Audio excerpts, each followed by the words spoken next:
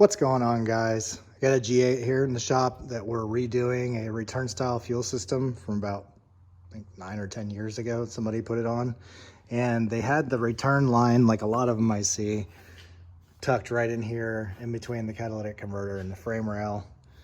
And I know the stock fuel rail, or stock fuel line rather, is there.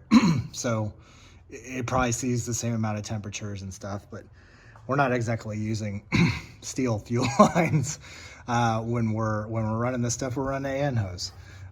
So rather than put it here, I run it through this frame rail right here, and I'll show you how I do it.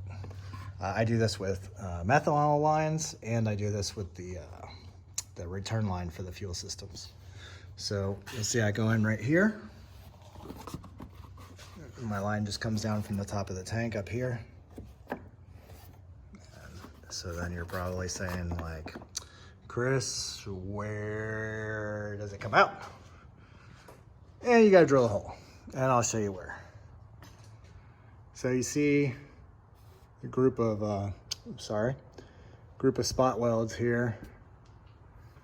There. Well, they're actually in a line like this.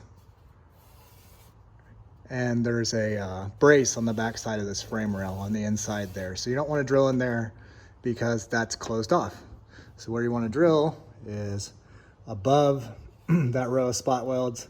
I usually go right below that hole there because that goes up to this rubber grommet here, which goes right into the engine bay. This is the inner fender well that you see in the engine bay, the metal inner fender well. And then the plastic one goes down in front of all this, and it's gonna cover your fuel line and everything and keep it nice and safe. From there, once you get in the engine bay, you can kind of go wherever you want. You can go into the inner apron.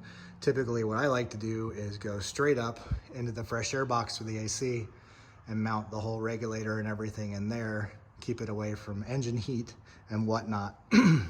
And again, it's pretty isolated back corner of the engine bay where nothing bad should happen. I threw up the air quotes.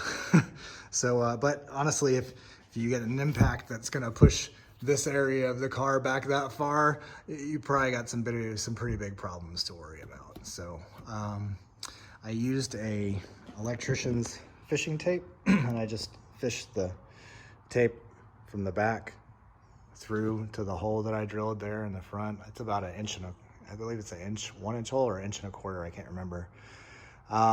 And I think that's pretty much it.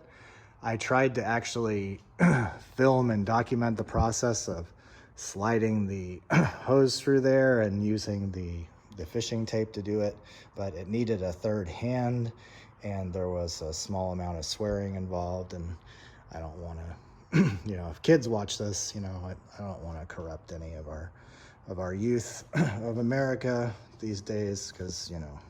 So anyway, thanks for watching.